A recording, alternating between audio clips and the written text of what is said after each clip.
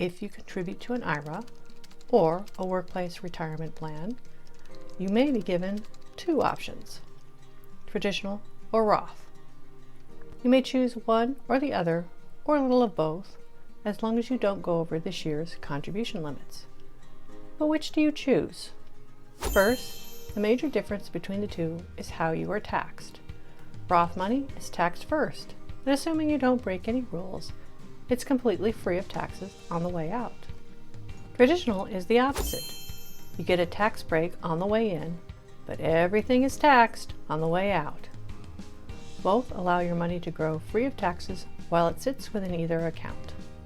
One rule of thumb is to think about what tax bracket you may be in during retirement. If you're in a lower tax bracket now, go with Roth.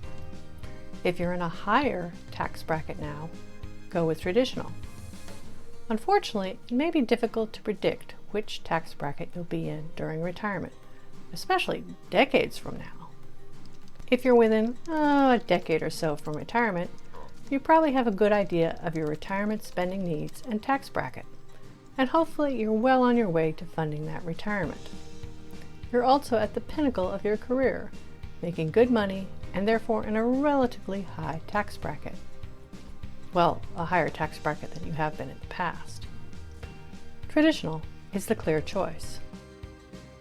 But if you're young, you have many decades for your retirement savings to grow.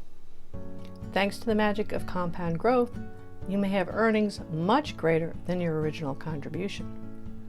With a Roth, you only pay taxes on the principal, way back when you made your original contribution. But all this growth comes out tax-free.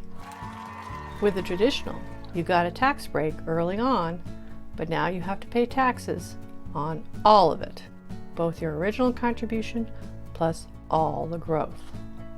To supercharge that growth, you can afford to be aggressively invested in the stock market. You have many decades to recover from a market crash.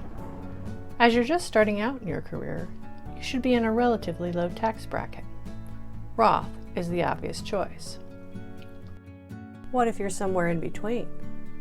In an average year, you can always split your contribution between traditional and Roth. This is where Roth optimization comes into play.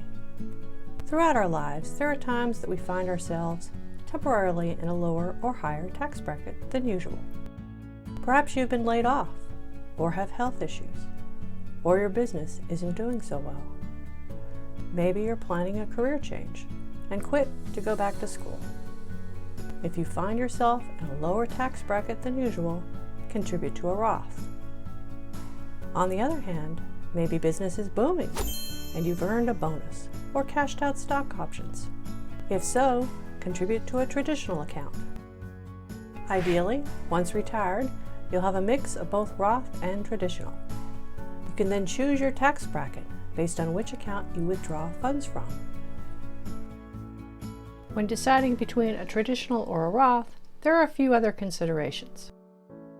Unless you're age 59 and a half, if you take any money out of a retirement account, you'll most likely be penalized 10%.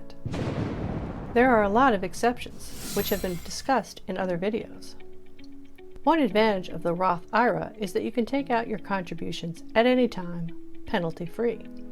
The Roth IRA is a good emergency fund for your real emergency fund. Another difference is that traditional money is subject to required minimum distributions, RMDs. The IRS doesn't want to wait forever to get their taxes. Once you hit age 72, you are required to withdraw a portion of your traditional funds and, yes, pay the taxes. This might not be an issue if you need this money to pay for your living expenses, but if you've accumulated a large pot of traditional money, this could be very annoying. When it comes to Roth money, you've already paid the taxes, so the IRS doesn't care if you withdraw this money or not. RMDs are not required for Roth IRAs. Keep in mind that Roth money within an employer-sponsored retirement plan is still subject to RMDs.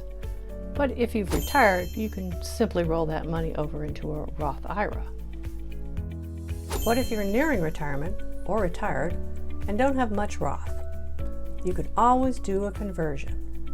Whenever you like, move a portion of your traditional money over to Roth. Yes, you'll need extra cash on hand to pay the taxes. The same principles of Roth optimization apply here as well. Anytime you find yourself in a lower than normal tax bracket, consider a conversion. Perhaps you're taking a year or two off between jobs. Do a conversion. Perhaps you're starting a business and have little or no income in the early years. Do a conversion. Once retired, you may have a pot of taxable savings. Withdraw this money first and let your traditional and Roth money grow undisturbed and avoiding taxes for as long as possible. As you've already paid taxes on most of this taxable savings, you should be in a relatively low tax bracket. Do a conversion. Assuming your taxable savings can last several years, you can reduce your pot of traditional while increasing your pot of Roth. Once your taxable savings is depleted, you have a nice mix of traditional and Roth. By reducing the traditional pile, you have lower taxes and smaller RMDs as you move further into your retirement. Traditional or Roth? Which are you contributing to this year? What other videos on personal finance would you like to see? Leave your suggestions in the comments below.